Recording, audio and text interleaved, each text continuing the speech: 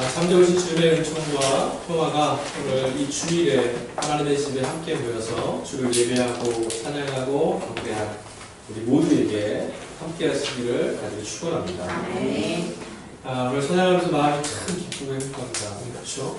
우리가 드릴 수 있는 게 뭐가 있다고. 그런데 우리의 찬양을, 우리의 경배를 받으실 하나님의 편이 또 한 주간의 삶을 믿음을 해서 열심히 살아오신 여러분이 낭망하고 좌절하고 실망하여서 눈물 가운데 사로잡히지 않고 그럼에도 불구하고 하나님의 이름을 부르고 주님을 기뻐하겠노라고 결심하시는 모습이 참 아름다워 보이고 귀해 보였습니다. 바라기는 매일의 삶에서 여러분 오늘 예배를 마치고 내일 시작한 삶의 자리에서도 그렇게 결단하시고 하나님을 기뻐하시고 주님을 찬양하시는 그런 매일의 삶이 되기를 다시 한번 간절히 소망합니다. 예수를 믿고 안 믿고와 물어나고 이 땅을 살아가는 모든 사람들의 바람이 있다면 그것은 행복이요 평안일 겁니다. 그렇죠? 여러분 중에 행복을 원하지 않는 사람은 없을 것이고 여러분 중에 평안함을 구하지 않는 사람은 없을 거예요. 아무리 지금 기쁘고 행복해도 내일 이 평안이 끊어진다면 그건 행복이라고 부를 수 없어요. 그래서 우리는 늘 평안하기를 원해요. 성경은 우리에게 그리스도 예수 안에 평강에 대한 말씀을 하시고요. 저는 이 평강이야말로 성도들에게 주시는 미션이자 축복이자 특권이자 은혜라고 생각합니다. 많은 것들을 갖고 있어도 내일 무너지고 또 밑바닥으로 곤두친다면 그것은 우리 기쁨일 수 없어요. 그러나 내가 모아서 수량적으로 작아도 이것이 그리스도 안에서 늘 발견되고 늘 변함없이 한결같은 모습으로 하나님 앞에 설 수 있다면 이것이야말로 가장 복된 삶이 아니겠습니까?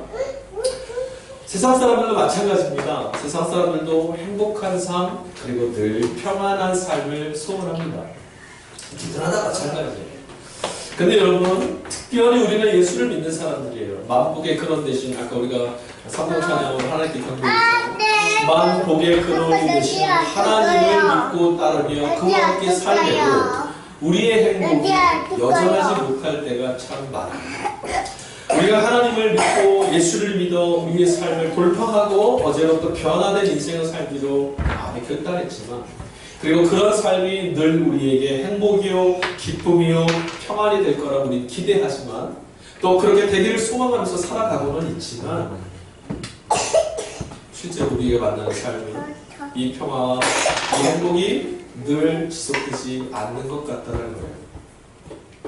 예수를 믿고 있음에도 불구하고 날카롭게 불쑥불쑥 삶을 찌르고 들어오는 수많은 문제들이 있습니다.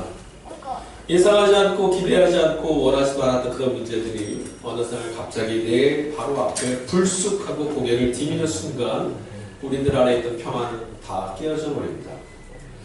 예수를 믿고 예배하면서 우리가 얻었던 하늘에 대한 소망과 기쁨이 넘쳐 흘렀다라고 이제는 차고도 넘친다라고 생각했는데 그 순간 그것이 어디인지 도무지 발견되지가 않습니다. 여러분 우리가 그저 오늘에 만족하고 자족할 수 있는 그런 삶을 사는 것이 그렇게 불가능한 일일까요? 예수를 믿고 있음에도 불구하고 이런 평안이 이 말처럼 쉽게 우리의 손에 잡히지 않는다면 그럼 우리는 늘 불행해야 하는 것입니다. 정말 우리의 삶이 작은 것 하나에 만족하면서 늘 이 평강 가운데 머무를 방법은 없을까? 이것이 우리의 숙제가 아닌가 싶습니다. 여러분 우리가 이 평안을 지킬 수 없고 이 행복을 누릴 수 없고 이 믿음 안에서 세워져 가지 못하는 이유는 무엇일까요? 그리고 또 반문해 볼까요? 그렇다면 과연 예수님은 우리들의 무너져가는 불쑥불쑥 고개를 드는 그런 고통 가운데 깨지는 그런 삶에 답이 되어주실 수 있을까? 여러분 어떻습니까? 예수님은 여러분 앞에 현실로 닥쳐오는 고개를 들고 목판을 깨뜨리는 그곳 가운데 답이 되십니까? 아멘이 안 나서 상심했습니다. 바울은 오늘 우리가 읽은 서신서 빌립보서에서 성도들에게 계속 외칩니다. 뭐라고 외치죠? 오늘 4장 말씀에 다양한 설교의 내용거리가 있고 같이 나누고 고증하고 주석해야 될 내용이 많지만 요약하자면 바울은 딱 이 한마디 외치고 있어요. 기뻐하십시오. 그리고 감사하십시오. 그리고 배우고 본 바를 행하며 사십시오. 바울의 외침이었어요. 저는 이 바울의 외침을 보면서 이번 이 한 주일 본문을 가고 설교를 준비하면서 그냥 다른 수업 하나도 눈에 들어오지 않고 이 바울이 무엇을 근거로 이렇게 외칠 수 있었을까? 이것에 계속 질문이 나왔습니다. 사도 바울 사람입니다. 저와 여러분은 똑같습니다. 이 사도 바울이 사람들에게 외칩니다. 당당하게 큰 소리를 외칩니다. 빌립보에 있는 교우들이여 기뻐하십시오. 그리고 여러분 감사하십시오. 여러분 제가 여러분에게 말씀드렸던 것처럼 예수 그리스도를 본받고 배우고 그대로 행하며 사십시오. 야, 어떻게 이렇게 말할 수 있었을까? 제가 가끔 이렇게 말씀드리잖아요. 설교자가 단에 올라가서 설교하면 제가 오늘 이 설교문을 갖고 올라왔을 때 여러분에게 이러한 그리스도의 삶을 사십시오 한다면 제가 그렇게 살고 와서 말씀드릴까요? 살려고 노력을 하죠. 했습니다. 그렇게 못할 때가 훨씬 많습니다. 그래서 설교하러 올라올 때는 되게 두려워요. 어느 날 제 말이 갑자기 확 목구멍에서 탁 쏟아져 나가야 되는데 못할 때는 내가 이 삶에 배우고 공부하대로 행하지 못할 때. 근데 바울을 보니까 바울의 눈조와 어조는 굉장히 강경합니다. 목소리가 굉장히 자신 넘칩니다. 기뻐하십시오. 여러분 기뻐하십시오. 감사하십시오. 우리 여러분이 배우고 본바 예수께서 우리 앞에서 보여주신 그 길을 행하며 사십시오. 두 번째, 바울을 보면서 제가 의문 들었던 건 하나예요. 또 하나 있어요. 한 번쯤은 이렇게 말할 수 있어요. 기뻐하라, 감사하라, 배우고 본바대로 행해라. 말할 수 있습니다. 가르쳐줄 수 있어요. 그런데 바울이요, 이 얘기를 멈추지 않고 끊임없이 계속해서 반복하며 평안과 기쁨을 누린 가운데 이야기를 계속하고 있다는 거예요. 여러분 기뻐하라고 말하려면 어떻게 해야 됩니까? 본인도 기뻐해야 돼요. 감사하십시오라고 말하려면 내 본인은 어때야 됩니까? 감사하는 사람이어야 돼요. 배우고 본바를 행하며 사십시오라고 말하려면 나도 배우고 본바대로 살려고 애쓰고 몸부림치는 사람이어야 돼요. 그러니까 바울은 이 말을 했던 바울은 과연 그 안에 기쁨과 감사의 원천인 평안과 희락이 기쁨이 넘쳐나고 있었을까? 이게 제 의문이었어요. 왜 이런 의문을 가졌냐면 바울이라는 한 사람을 개인을 이렇게 지켜보니까 그의 걸어온 삶을 성경 안에서 만나는 모습들을 한 구절 한 구절 읽어보면 기뻐할 수가 없어요. 감사할 수도 없고요. 평안이요? 천만의 만만의 말씀입니다. 바울이 살아온 대로 우리의 삶이 만약에 열렸습니다. 우리는 아마 이런 인생을 어떻게 사냐고 말할 수 있어요. 빌립보까지 이르렀던 바울의 지난 삶의 흔적을 우리가 잠깐 좀 살펴볼게요. 제가 수요일날 3일기도회 때 사도행전을 계속 같이 강의하잖아요. 이미 수요일날 예배를 계속 들으신 분들은 야, 바울 사도의 이 전도 여행이 얼마나 어이없는 길이었는가 아실 거예요. 바울은 당초에 부르심을 받고 선교여행에 이제 선교 팀장이 돼서 이제 자신의 선교를 나갈 때, 단전을 나갈 때, 당초에 소아시아, 비두니아라는 곳에 가서 전도하려고 했어요. 소아시아에 가서 전도하려고 했는데 그 길이 막혔습니다. 그런 가운데 또 환상도 봤어요. 마게도니아에 있는 사람들이 가서 막 부르는 거예요, 바울을. 이리로 좀 와서, 이리로 좀 건너오십시오. 라는 환상을 봤어요. 야, 이런 하나님의 계시가 분명하죠.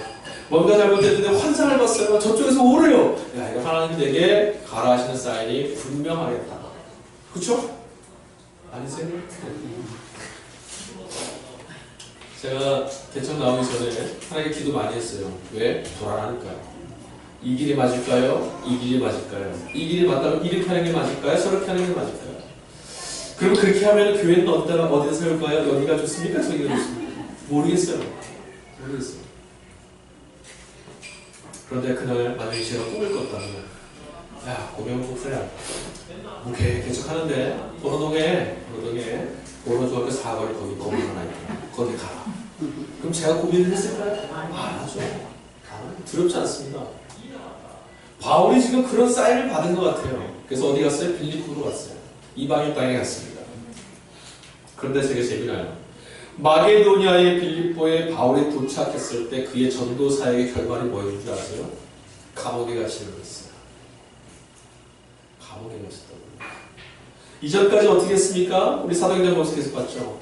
몸이 아프고 전도의 길은 깨져서 다시 자신의 몸 치유하려고 BCD 안독에 넘어갔다가 거기서도 쫓겨나고 또 옮겨간 곳에서 또 쫓겨나고 돌에 맞을 뻔하고 죽이려고 하고 계속 도망다닙니다. 하나님이 인도하셨다고 생각해서 기쁨으로 갔는데 기다리는 건 뭐예요? 돌로 쳐 죽이려고. 내쫓고 계속 도망다니고 오늘 어디 있어요? 빌립보 감옥에까지 지금 갇혀 있어요. 그래서 지금 바울이 뭐라고요? 기뻐하십시오. 감사하십시오. 배우고 본바대로 그대로 여러분은 해가며 사십시오. 나는 배우고 본바대로 했다가 지금 감옥에 있습니다. 그러나 여러분 그렇게 하십시오. 그 뭐예요? 여러분 다 같이 감옥으로 오세요. 웰컴.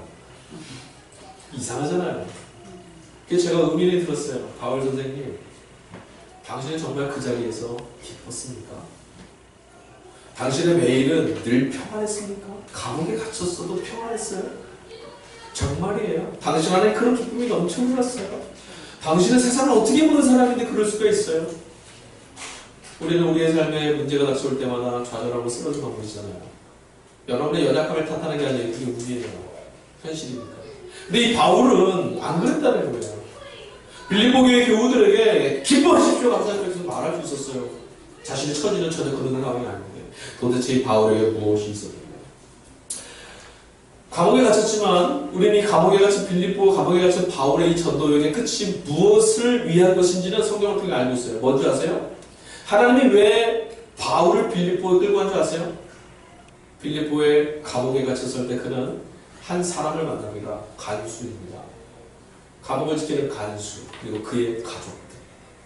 예수 그리스도가 필요했던 그 한 사람을 그리스도 만났어요.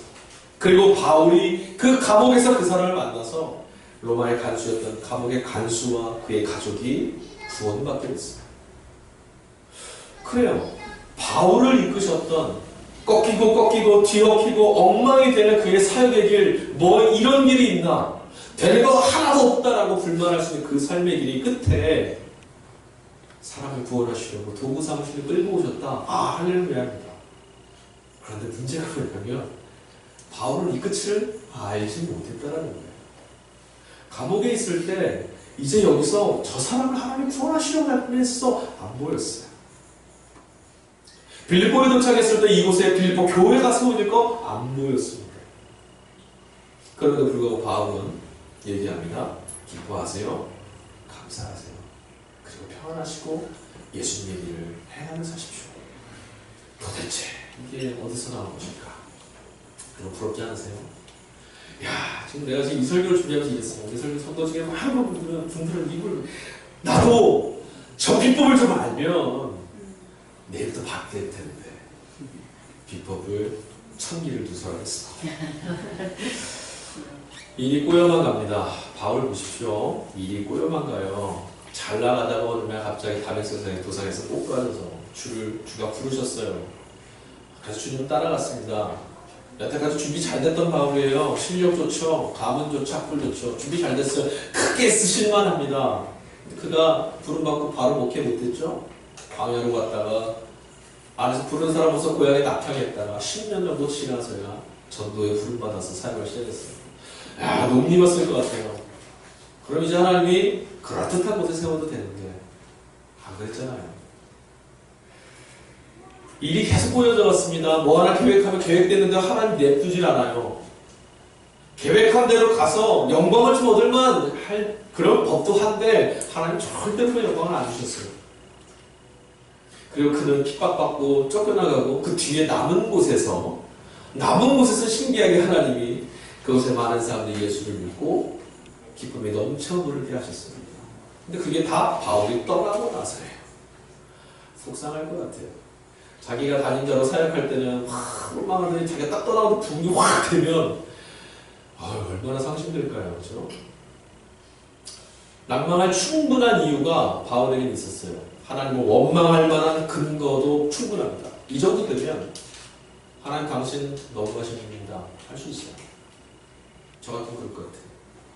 이러려고 내 삶을 다 송두리째 무너뜨리셨습니까?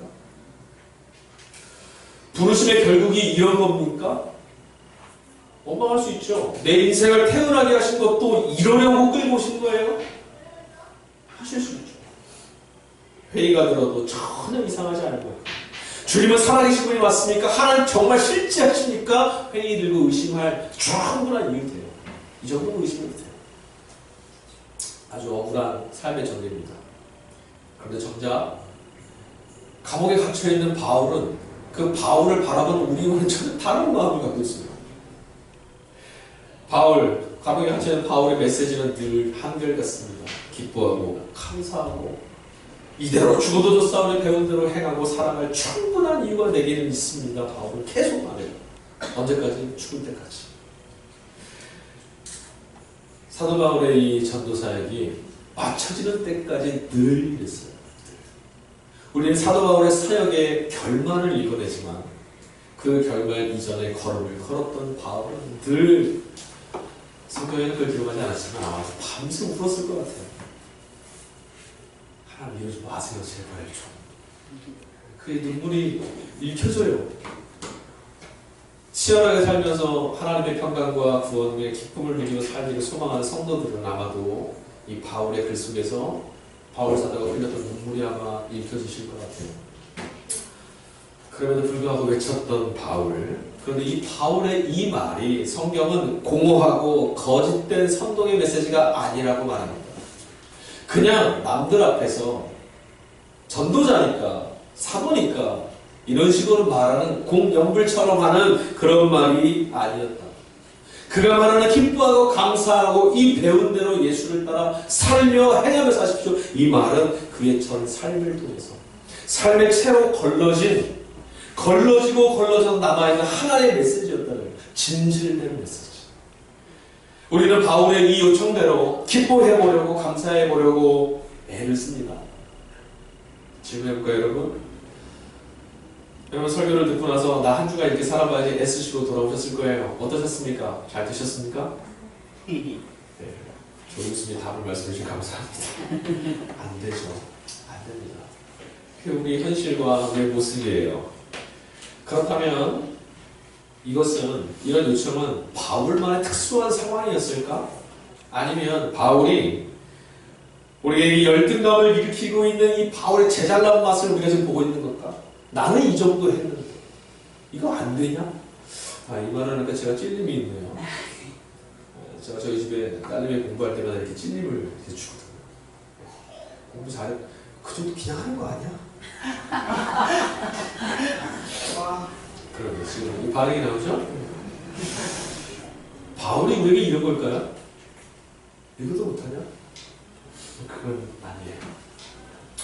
오늘 6절과 7절 말씀을 한번 좀 볼게요. 6절, 7절 말씀 보니까 이렇게 되어 있습니다. 아무것도 염려하지 말고 다만 모든 일에 기도하고 너희 구할 것을 감사함으로 하나님께 아뢰라. 7절 한번 읽어보시겠습니까? 그리하여 모든 지각에 뛰어난 하나님의 평강이 그리스도 예수 안에서 너희 마음과 생각을 지키시리라. 아멘.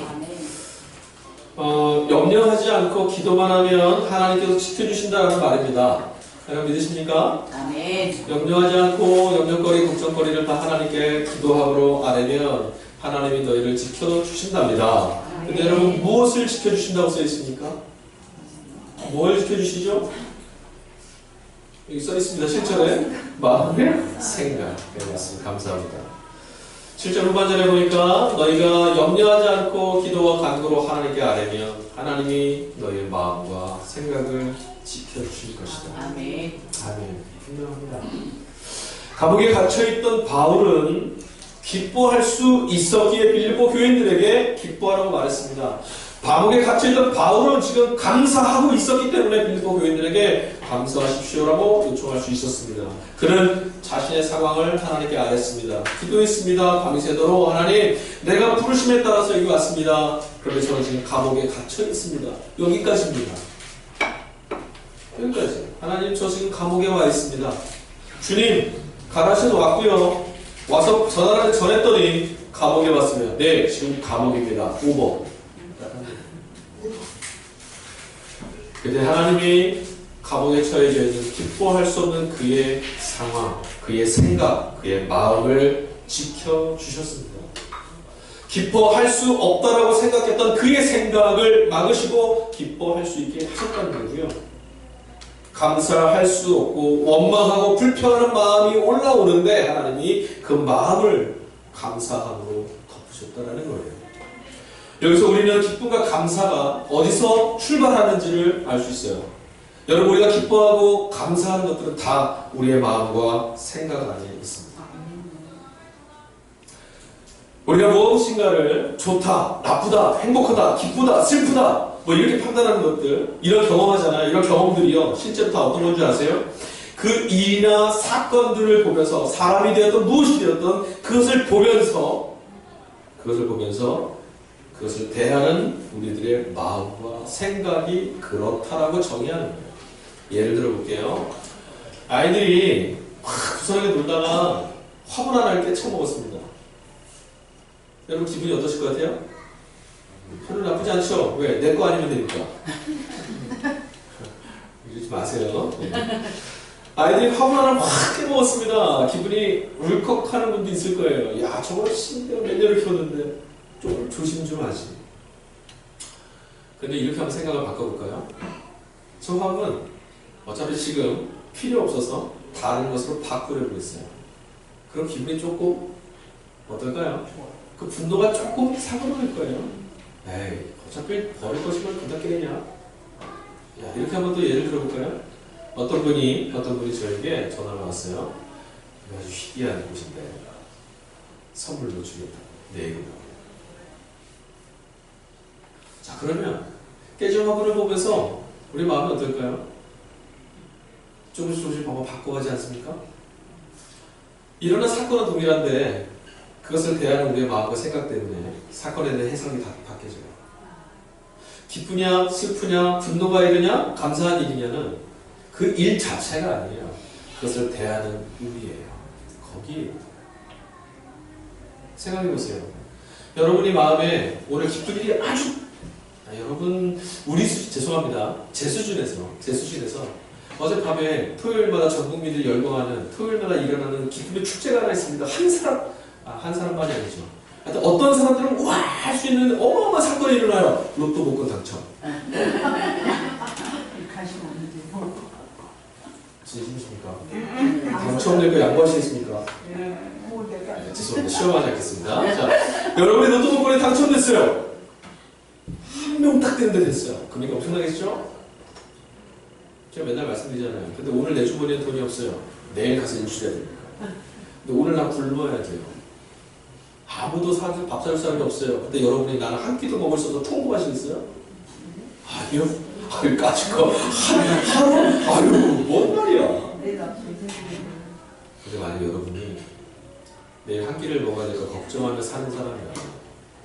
오늘 한 끼를 굶고 있을 때 피눈물이 날지도 몰라요. 안 그러겠어요? 우리가 경험하는 우리 앞에 있는 사건과 똑같아요. 문제는 뭐냐면 우리의 생각과 우리의 마음이에요. 평강이라는 게 뭐냐면요. 그리스도의 평강이라는 건 뭐냐면 이런 거예요. 고통, 슬픔, 좌절, 상실, 절망, 한계 이런 것들을 경험하게 하고 다른 해석과 다른 생각이 일어나게 될 때 그 일어나는 것들을 막아낼 수 있는 힘이, 즉 마땅히 바라봐야 될 걸 바라보게 하고 마땅히 생각할 걸 생각하게 하고 마땅히 품어야 될 걸 품을 수 있도록 할 수 있는 지킴의 힘, 그게 평강이에요. 그 힘이 없을 때 우리는 온통 휩싸입니다. 자그마한 사건 하나에서도 우리의 해석은 내 마음 안에 올라오는 다른 생각으로 덮어져서 나는 불행해, 절망하고. 여러분이 아무리 많은 걸 갖고 계셔도요, 이 마음에 힘이 없으면, 평강의 힘이 없으면 절대로 기뻐하시지 못할 거예요. 장담할 수 있습니다. 여러분이 지금 바라는 마음속에 나 이것만 있으면 행복할 것 같은 그거 여러분 갖고 계셔도 생각과 힘을 지탱할 평강의 힘이 여러분 안에 없으면 절대로 여러분들은 나처럼 기뻐하십시오 말하는 그런 삶 못 살 거예요. 그게 우리 일입니다. 사탄은 뭐 하는 존재인 줄 아세요? 우리 안에 그릇된 해석과 그릇된 생각과 그릇된 마음을 불러일으켜 놓는 존재예요. 이거 있잖아. 너 지금 슬퍼해야 돼. 너 이거 하나님 원망해야 될 일이야. 너 세상에 너만 이래. 너만 저주받는 거야. 누가요? 사탄이 심어주는 거예요. 하지만 성령은 어떤 분입니까? 우리의 마음과 생각을 지키셔서 마땅히 해야 될 생각 뭡니까? 하나님께 감사하고 하나님께 기뻐하고 오늘의 내 생명이 그럼에도 불구하고 하나님의 은총이었음을 깨닫게 하는 것. 이거 성령이 하시는 거예요. 믿음, 여러분 믿는다라는 게 어렵습니까? 쉽습니까? 예수님 믿는 거 쉽습니까? 어렵습니까? 눈에 보이시지 않는 하나님을 계시는 분으로 바라보고 믿는 거 쉽습니까? 어렵습니까? 아마 대부분의 성도들이, 아마 대부분의 많은 사람들이 어려운 일이라고 생각할 거예요. 근데 여러분, 생각 하나만 딱 돌려볼까요? 여러분, 믿지 않는, 되지 않아, 있지 않아, 그럴 수 없어. 이거 굉장히 잘 믿어요. 예를 들어볼까요, 여러분? 여러분이 지금 기도하시는, 무엇인가 여러분이 간절히 기도하신 제목 하나 좀 떠올려 보세요. 자, 주님께서 여러분의 기도, 여러분의 바람대로 이루어주실 줄 믿습니다. 근데 우리의 마음속에 뭐하죠? 아, 정말 해주실까? 될까? 그리고 우리는 뭘 잘 믿는 줄 알아요? 아, 안 될 거야. 그거 겁나게 잘 믿어요. 이게 뭔지 아세요? 우리의 생각이 그곳에 가 있다는 거예요.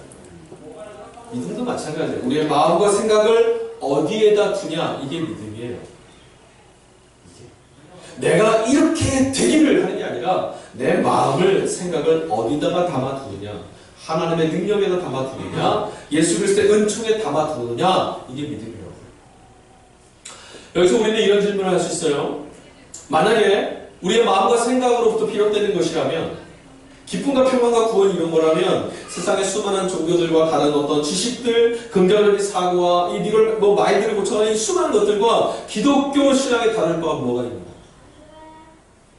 여러분, 세상을 우리 많이 저기 긍정의 힘 아시잖아요. 그래서 긍정의 배신이라는 책도 나왔는데 어떠세요? 여러분이 믿는 예수 그리스도의 도와 세상에서 말하는 여러분 마음을 지키십시오, 긍정적으로 생각하십시오, 낙관적으로 생각하십시오, 이것과 다른 점이 뭐가 있습니까? 뭐가 다를까요? 아주 타당한 질문이 될 수 있어요. 이 질문은 타당합니다. 합리적이고 타당한 질문이 할 수 있을 만한 질문이에요. 그런데 우리가 오해하고 있는 오류가 하나 있어요. 뭐가 오류인 줄 아세요? 생각을, 마음을 내가 주도적으로 할 수 있다고 착각한다는 거예요. 안 됩니다. 안 돼요. 어떤 사건이 벌어질 때 우리의 마음이 확 일그러지는 건 내가 이렇게 생각하려고 된 겁니까? 아니요. 그렇지 않아요. 내가 이렇게 생각해야지 한다고 생각이 그렇게 옮겨져 가나요? 안 간다고요. 마음은요.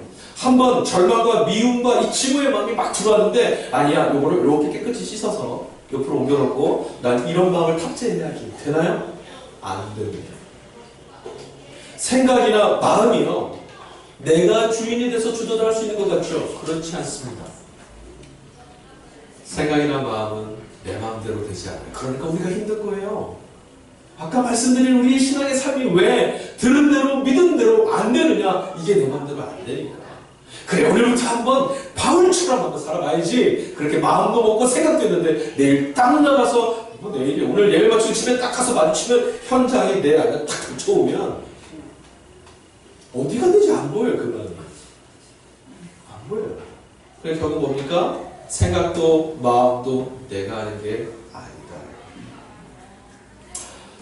오늘 이 그릇된 마음, 마땅히 가져야 될 생각, 마땅히 품어야 될 생각을 못하게 하는 힘으로부터 우리를 지킬 수 있는 평강의 힘 어디서 오는가?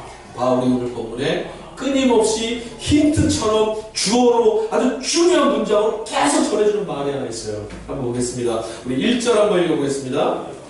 1절 시작. 그러므로 나의 사랑하고 사모하는 자들 나의 기쁨이요 멸류관을 사랑하는 자들아 이와 같이 어디서 있어요? 주 안에 서라. 2절 한번 읽어보겠습니다. 읽어볼까요? 내가 이웃 나를 위하여 원하고 승리를 원하노니 주 안에서 같은 마음을 품으라. 같은 마음을 품어라. 어디 안에서요? 여기서 같은 마음을 품으라는 건 뭐냐면 용서하고 화해하고 사랑하라는 거예요. 지금 이 빌립보 교회에 유오디아와 순두계라는 이 되게 중요한 사람들인데 갈등이 생겼거든요.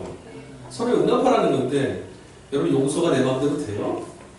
이제부터 용서해야지. 왜 이 땅? 나 방금 전까지 너 즐거워야 되잖아. 너 없으면 좋겠어. 근데 우리 이제 이 땅 시작. 너 너무 예뻐. 안 되잖아요. 안 되잖아요. 근데 지금 바울이 뭐라고 그랬냐면 주 안에서 품어라. 어디 안에서요?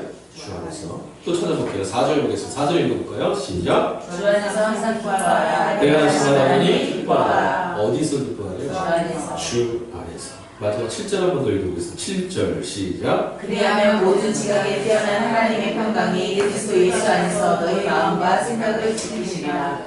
우리가 기도하고 간구하면 하나님 우리의 마음과 생각을 지키십니다. 어디 안에서요? 그리스도 안에서. 그리스도 예수 우리 주 안에서.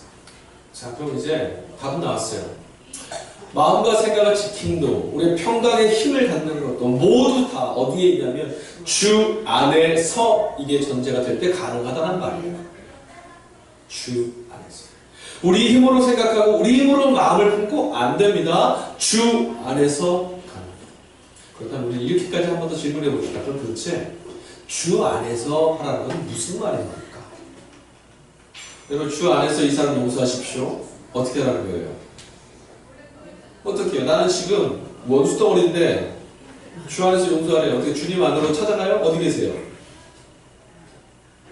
네? 예수님을 만났던 율법학자처럼 네? 엄마 뱃속에 들어가서 주님 배 안에 들어갔다는 아니잖아요? 어떻게 안에 들어가야 되죠? 주 안에서 생각하고 주 안에서 사랑하고 주 안에서 품고 하는 건 어떻게 하는 겁니까? 자, 내가 쉽게 말씀드릴게요. 여러분 내가 예수 믿는 사람이니까 이렇게 생각해봐야지 안 됩니다. 내가 예수 믿는 사람이니까 주님이 나와 함께 하시는 사람이니까 나 이런 마음 품고 살아야지 안 됩니다. 그렇게 해서 생각이 바뀌지 않습니다. 이렇게 해보는 거예요. 바울이 말한 주 안에서라는 말은 우리가 현실을 보고 생각하는 이 생각의 안경을 내가 생각하고 내가 바라보고 내가 마음먹는 안경을 주님으로 한번 바꿔보라는 거예요. 이런 말이에요. 예수님의 눈으로 그 사건을 한번 보고 예수님의 눈으로 그 사람을 한번 쳐다보고 예수님의 마음으로 그 사람을 어떻게 보셨을까 한번 생각해 보는 거예요. 거기까지요. 여러분 가다가 길을 가다가 제가 어저께 가만히 있어 앞에 불러서 시킨다.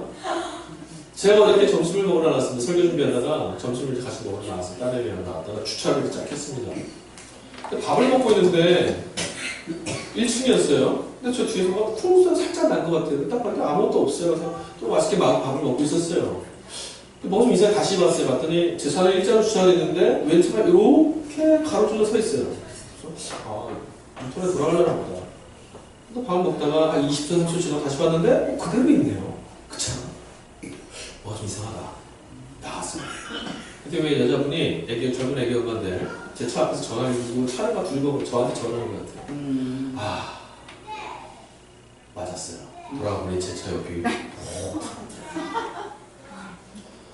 나는 그냥 밥만 먹었는데 네. 아니 어떻게 그렇죠. 제가 그분이 엄청 당황하셨더라고요. 뒤에 우리가 초보 운전사였는데 어쩌면 좋아요 저쩌면 좋아요 어떻게 해요 저렇게 해요 그럼 어떻게 해요 이미 끝난 일인데 괜찮아요. 보험사 보시면 돼요. 제 마음에 이런 생각이 들었어요. 아니 밥 먹고 있었는데 뭔 일이야.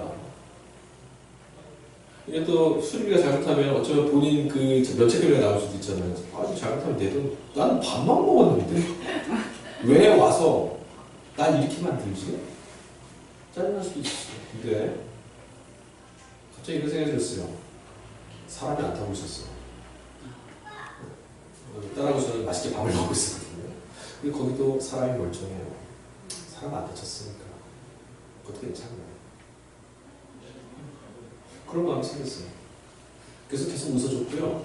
왔더니 문자가 계속 오더라고요. 유유 아세요? 유유 뭔지? 네. 눈물 흘리는 문자로 죄송해요. 미안합니다. 심혈 기체 죄송합니다. 괜찮아요. 뭔 적 있어요. 네. 운전하다가 그럴 수 있죠. 저도 남의 차 가는 적 있어요. 저도 아니에요. 그렇죠. 제가 거기까지 생각을 못했어요. 여러분 사람이 예수를 잘 믿으세요. 제가 그때 그런 생각을 한 거예요. 하나님이 주신 생명을 하나님 지켜주셨구나. 따라고 운전하고 주행하다가 이런 사고 났으면 어떻게 됐습니까? 네. 제가 오늘 예배에 인도 못하는 겁니다. 감사하더라고요. 제가 그렇게. 그다음에 누군가 정말 미운 사람이 있어요. 그 사람을 보면서 나는 미워요. 그건 변하지 않아요. 내 생각은. 그건 사건이에요. 근데 이렇게 생각해보는 거예요. 주님은 저 사람을 미워하실까? 거기까지만 하시면 돼요. 주님은 보시면서 어떤 마음을 품으실까? 바울이 그랬을 거야. 나 감옥에 있어. 바울이 어떻게 해서 아는 줄 알아요? 그냥 그냥 있는 그대로 말하는 거예요. 저 감옥에 왔어요. 자, 그 다음은 바울은 생각 안 해요. 이게 옳은지 나쁜지 기쁜지 슬픈지 상관없어요. 바울은 묻는 거예요. 주님이 보실 때 이 상황은 좋습니까? 어느 날 되는 건 아니에요. 여러분이 매일매일 하셔야 돼요. 주 안에서 기뻐하는 것은 뭐냐면 내 삶이 주님이 이 삶을 보시면서 기뻐하실 것들을 자꾸 눈을 바꿔서 바라봐 보는 거예요. 우리가 우리 삶을 보면 절대 기뻐할 수가 없다니까요. 안 된다니까요. 그러나 주님은 뭘 하시냐면 기뻐해 라고 말씀하세요. 우리가 그런 눈으로 내 삶을 자꾸 보면 예수님이 보시는 그 마음의 눈으로 그의 생각으로 그의 뜻으로 우리 삶이 보이기 시작해요. 그렇게 되는 거예요. 내가 생각을 품어봐야지. 안 됩니다. 거짓말입니다. 그렇게 될 수 있는 일이 아닙니다.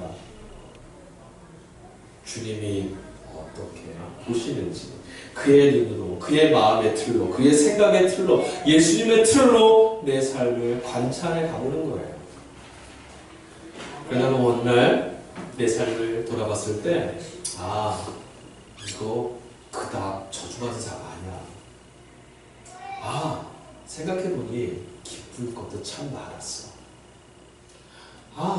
이거 정말 좋았었네. 감사하네. 우리 그런 삶을 살게 됩니다. 이게 뭔 줄 아세요? 다른 마음, 다른 생각이 일어나는 것들을 막아낼 수 있는 그리스도 예수의 평강의 힘이에요. 다시 한번 말씀드립니다. 평강은 어느 날 갑자기 우리의 삶에, 우리의 마음에 갑자기 생겨나지 않습니다.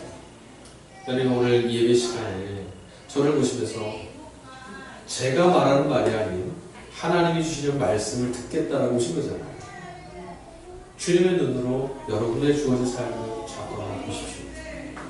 연습하시는 거예요. 훈련하셔야 돼요. 바울은 그렇게 살았어요.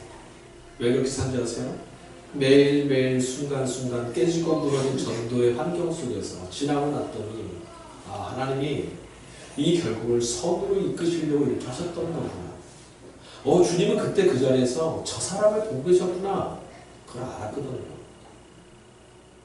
그래서 오늘 내 삶의 사건 속에서 내 눈과 내 생각이 아닌 예수 그리스도의 눈으로 내 일들을 보려고 애쓴 거예요. 그게 그의 눈도 어느새 예수를 닮아가는 거죠. 우리가 예수를 믿는다는 것은 예수를 닮아가는 거예요. 여러분 부부끼리는 닮는다고 하죠? 인정하고 싶지 않아요? 오래 살다 보면 닮는 게 있더라고요. 분위기가 일단 비슷하고 먹고 마시는 거 생각 비슷하죠. 그뿐만 아니라 외모도 닮아가요. 신기해요. 내가 낳은 아이가 저를 닮아갑니다. 원래 그런 유전자가 있었다고요? 예, 그렇겠죠. 태어났을 때 핏덩이 때는 전혀 그렇게 안 보여요. 다른 생명체 같아요. 근데 자랐더니 어느 날 거울을 보니 어때요? 나랑 똑같아. 우리도 예수님을 그렇게 닮아가야 돼요. 어떻게 닮아가실 거예요? 매일매일 예수님이 세상을 보는 대로, 예수님이 내 삶을 보는 대로 내 삶을 보시는 거예요.